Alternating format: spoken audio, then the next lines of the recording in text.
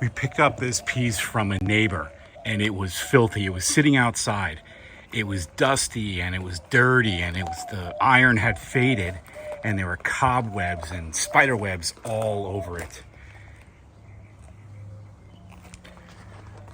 Let's spend a little TLC on this and get it cleaned up.